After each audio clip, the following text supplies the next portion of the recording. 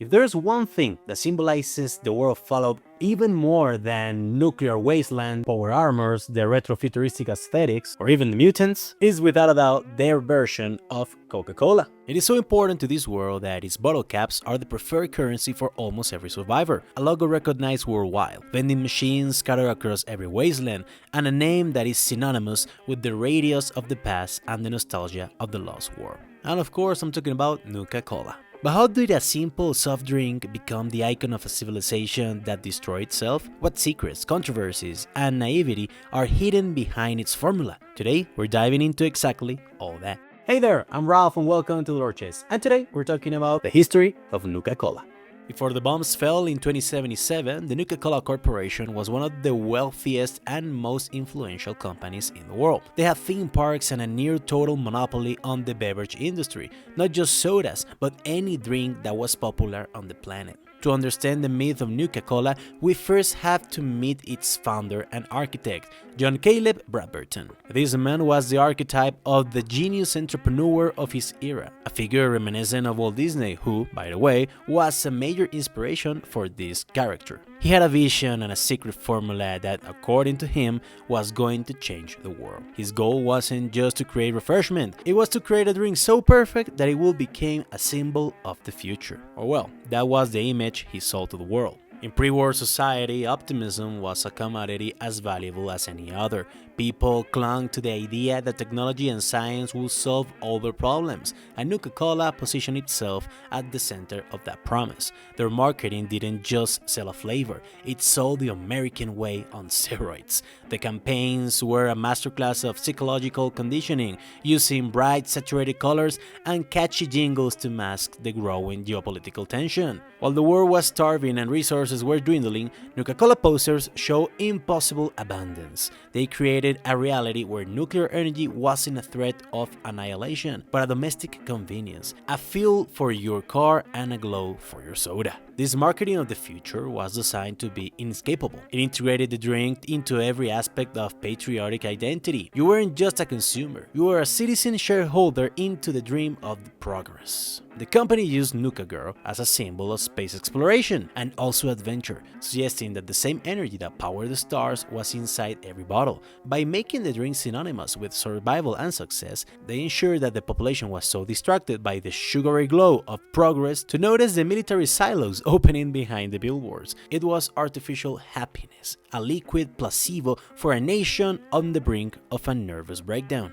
While Nuka Cola was the nation's most popular drink, its success hit a scientific obsession that bordered on the reckless. The company was constantly experimenting with new ingredients, regardless of the consequences. To understand this better, let's look at its ironically final creation. And I'm saying final because it premiered the very same day that the Great War began. Nuka Cola Quantum. Bradburton, obsessed with the idea of atomic energy, decided this new invention shouldn't just taste good, it had to glow. To achieve this effect, Quantum was infused with a radioactive isotope, more specifically, strontium-90. That's right, the most popular drink in the world was sold with detectable levels of radiation. And we know this thanks to the corporate records left behind at Nuka World, the massive theme park that mirrors the Disney parks of our own reality. A society native to nuclear danger and simultaneously fascinated by it didn't see radiation as a threat, they saw it as the present and future. The drink was the symbol of science without limits and corporate ambition without regulations. People had no idea that by drinking Nuka Cola Quantum, they were consuming the same energy that would eventually, that same day, destroy their world. But anyway, beyond its patriotic campaigns, the company became an indispensable partner for the US government and military. Washington granted them massive amounts of money for research and development. Nuka Cola invested hundreds of millions into research, and their inventions weren't just for new flavors. They had military applications as well. Their technology helped develop weaponry, and their distribution trucks were used to move supplies for the front lines. Just as in our reality, one of the greatest organizational feats of the US military is being able to deliver Burger King to soldiers anywhere in the world, in Fallout, delivering a cold, sweet bottle of Nuka Cola to the Marines, whether they were invading Canada or defending Alaska, was as vital as the ammunition they fired. But beyond the symbolism and alliances, business, Nuka Cola created something far more sinister, a state of mass dependency. In its search for the perfect formula, the company created a drink that generated a real physical addiction, and the games isn't shy about showing this, but the lore goes much deeper than a simple gameplay mechanic. We see it in the eyes of the survivors who roam the wasteland, people for whom a bottle of Nuka Cola isn't a treat, but a biological necessity. Think of characters like Sheffield in Diamond City, a man whose life has been completely shattered by his addiction, begging the player for just one more bottle to stop the shakes. Or the fanatics of the Cappies cult, who have turned the brand into a literal religion, worshipping the very product that poisoned their ancestors. This desperation is a window into the extreme consumerism that defined the world before the bombs. Nuka Cola didn't just sell a beverage, they engineered a craving so powerful it survived the end of the world. The company added addictive substances to ensure loyalty, and the government turned a blind eye because it kept the economy moving. It is a powerful and tragic image, a society that was literally killing itself with a product long before the nukes ever left the silos. In the wasteland, you see people risking their lives, walking through radioactive craters and facing death, not for water, not for medicine, but for that specific hit of caffeine, sugar, and isotopes. The line between a choice and a biological mandate was completely erased.